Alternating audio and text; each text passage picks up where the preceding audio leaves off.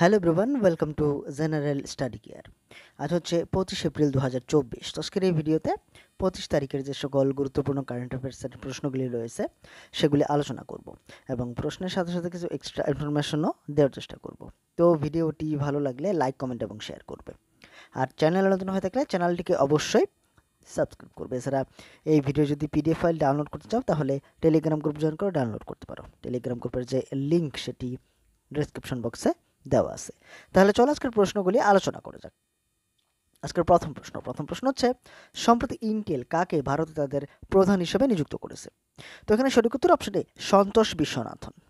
তো সম্প্রতি এই সন্তোষ বিশ্বনাথনকে ইন্টেল ভারতে তাদের প্রধান অর্থাৎ ভাইস প্রেসিডেন্ট এবং ম্যানেজিং ডাইরেক্টর হিসেবে নিযুক্ত করেছে।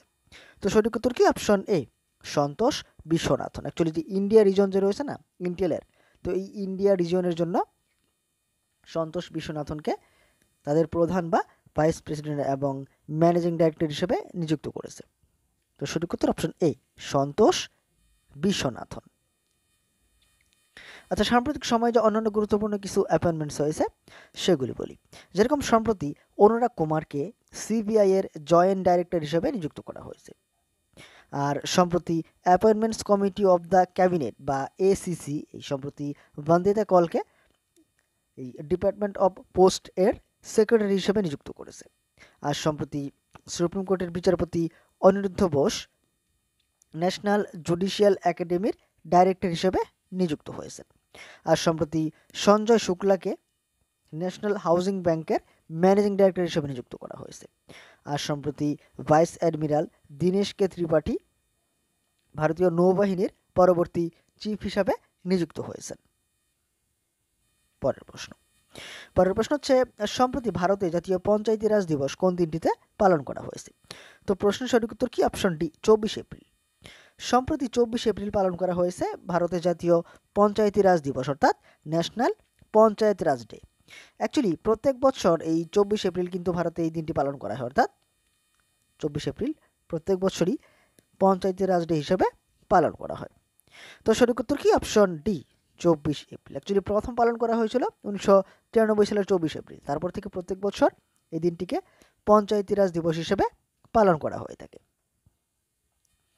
পরের প্রশ্ন হচ্ছে, সম্পত্তি অনুযায়ী এশিয়া প্রশান্ত অঞ্চলে ঋণদাতা শীর্ষ 50টি ব্যাংকের তালিকায় ভারতের কতগুলি ব্যাংক রয়েছে? তো এখানে সঠিক উত্তর কি? অপশন বি, 3টি ব্যাংক রয়েছে। অ্যাকচুয়ালি যে এশিয়া প্রশান্ত অঞ্চল বা এশিয়া প্যাসিফিক রিজন যে রয়েছে না, এশিয়া প্যাসিফিক রিজন, তো এই অঞ্চলে সম্পত্তি অনুযায়ী ঋণদাতা শীর্ষ 50টি ব্যাংকের তালিকায় ভারতের 3টি ব্যাংক রয়েছে। কোন ব্যাংকগুলি? স্টেট ব্যাংক অফ ইন্ডিয়া রয়েছে, এইচডিএফসি ব্যাংক রয়েছে, আইসিআইসিআই ব্যাংক। অ্যাকচুয়ালি ভারতের হয়ে এই 3টি ব্যাংক কিন্তু সেই এই শীর্ষ 50টি ব্যাংকের তালিকায় রয়েছে। তো সঠিক উত্তর হবে কি? অপশন বি, ভারতের 3টি ব্যাংক এই শীর্ষ 50টি ব্যাংকের তালিকায় রয়েছে এশিয়া প্রশান্ত অঞ্চলে ঋণদাতা হিসাবে। পরের প্রশ্ন হচ্ছে, সম্প্রতি কাকে ম্যালকম আদি শেষিয়াহ জাতীয় পুরস্কার 2024 দ্বারা সম্মানিত করা হবে? তো প্রশ্নের সঠিক উত্তর হবে কি? অপশন এ, সুরিন্দর এস যোধকাকে। তো সম্প্রতি সুরিন্দর এস যোধকাকে ম্যালকম আদি শেষিয়াহ জাতীয় পুরস্কার দ্বারা সম্মানিত করা হবে। ম্যালকম আদি শেষিয়া ন্যাশনাল অ্যাওয়ার্ড 2024 দ্বারা।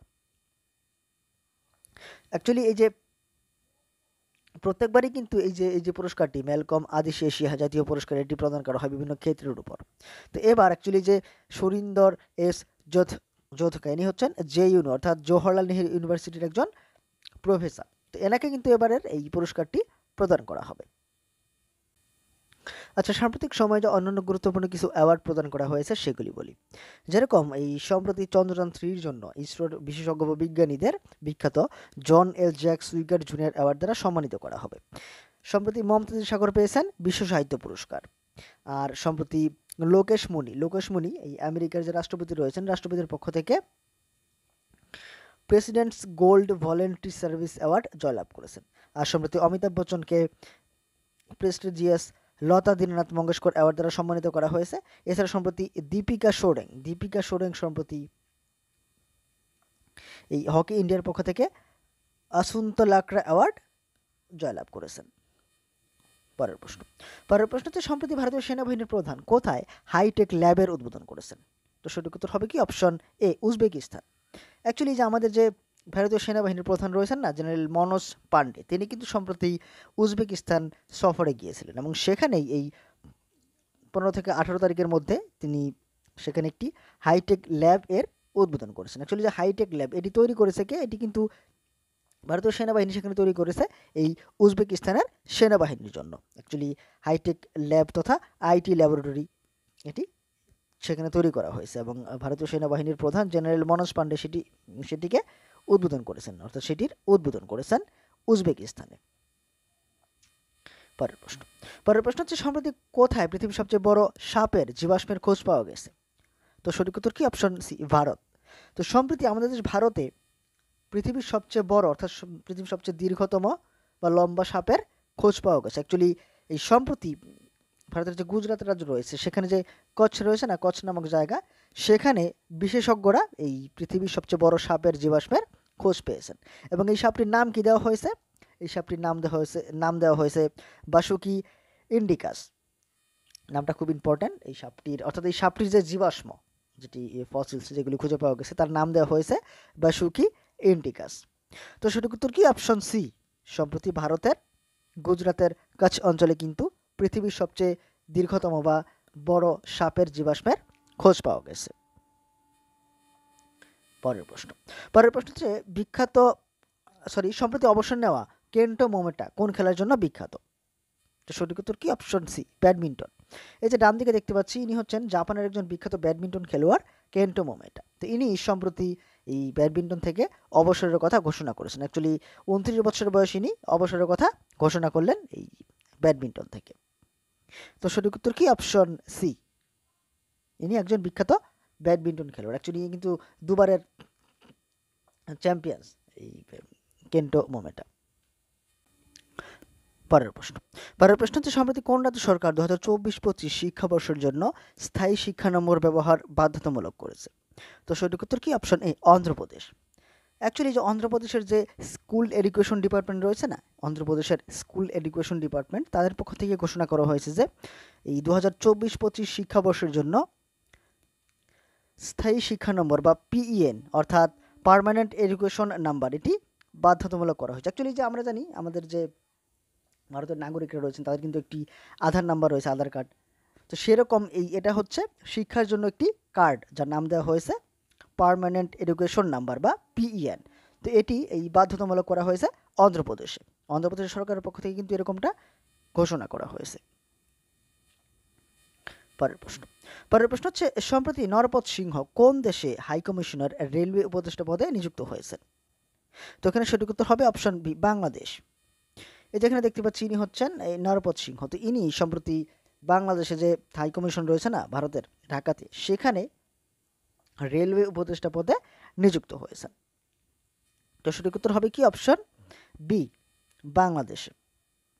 Government has approved the appointment of Narpat Singh to the post of railway adviser in the high commission of India Dhaka Bangladesh. তো যেটা বললাম এই বাংলাদেশে যে ভারতের হাই কমিশনের অর্থাৎ ঢাকাতে বাংলাদেশে যে ভারতের যে হাই কমিশনের অফিস রয়েছে সেখানেই এই নরপত সিংহকে রেলওয়ে উপদেষ্টা হিসেবে নিযুক্ত করা হয়েছে। তো সঠিক উত্তর অপশন বি বাংলাদেশ। আচ্ছা, বাংলাদেশের রাজধানী তো বললামই ঢাকা, বাংলাদেশের মুদ্রা হচ্ছে টাকা এবং বাংলাদেশের বর্তমানে প্রধানমন্ত্রীকে শেখ হাসিনা।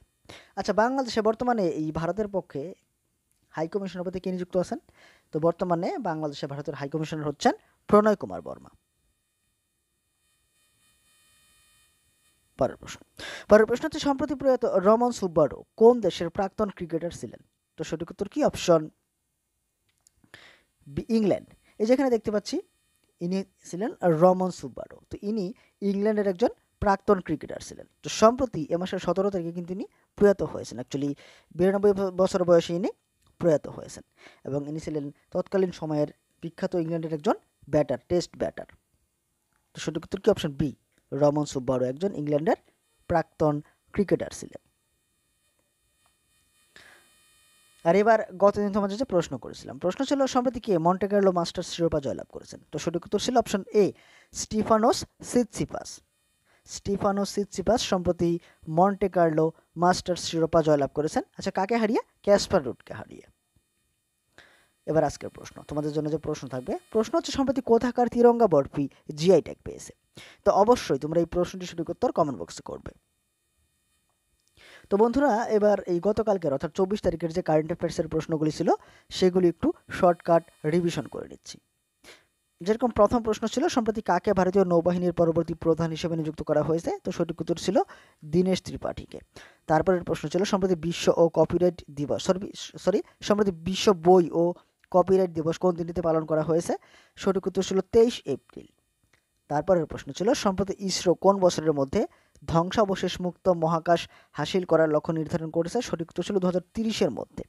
তারপরের প্রশ্ন ছিল সম্প্রতি কে মর্যাদাপূর্ণ হকি ইন্ডিয়া আসুন্তা লাকড়া পুরস্কার জয়লাভ করেছেন? সঠিক উত্তর ছিল দীপিকা সোরেং। তারপরের প্রশ্ন ছিল সম্প্রতি হিন্দুস্তান জিঙ্ক বিশ্বব্যাপী রূপা উৎপাদনে কততম স্থানে রয়েছে? সঠিক উত্তর ছিল 3য় স্থানে রয়েছে। তারপরের প্রশ্ন ছিল সম্প্রতি ওয়ার্ল্ড ফিউচার এনার্জি সামিট 2024 কোথায় আয়োজন করা হয়েছে? সঠিক উত্তর ছিল আবুধাবিতে।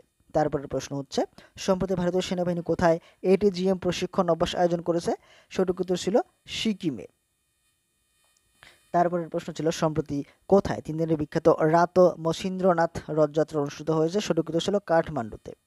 তারপরের প্রশ্ন ছিল সম্প্রতি ইউএনএফপিএ কত বছরে ভারতের জনসংখ্যা দ্বিগুণ হওয়ার অনুমান করেছে? সঠিক উত্তর ছিল আগামী 77 বছরে। তারপরের প্রশ্ন ছিল সম্প্রতি ভারতীয় সেনাবাহিনীর জন্য ডিআরডিও দ্বারা স্থাপিত কেন্দ্র স্পেস কোথায় উদ্বোধন করা হয়েছে? সঠিক উত্তর ছিল ইডুক্কিতে, কেরালার ইডুক্কিতে। তো বন্ধুরা, এই ছিল আজকের ভিডিও যেখানে 25 তারিখের গুরুত্বপূর্ণ কারেন্ট অ্যাফেয়ার্সের প্রশ্নগুলি আলোচনা করলাম। তো ভিডিওটি কেমন লেগেছে অবশ্যই কমেন্ট করে জানাবে, আর ভিডিওটি ভালো লাগলে লাইক, কমেন্ট এবং শেয়ার করবে। আর চ্যানেলে নতুন হয়ে থাকলে চ্যানেলটিকে অবশ্যই সাবস্ক্রাইব করবে। পরের ভিডিওতে অন্যান্য প্রশ্নাবলী নিয়ে হাজির হব। আজকের ভিডিওটি দেখার জন্য ধন্যবাদ।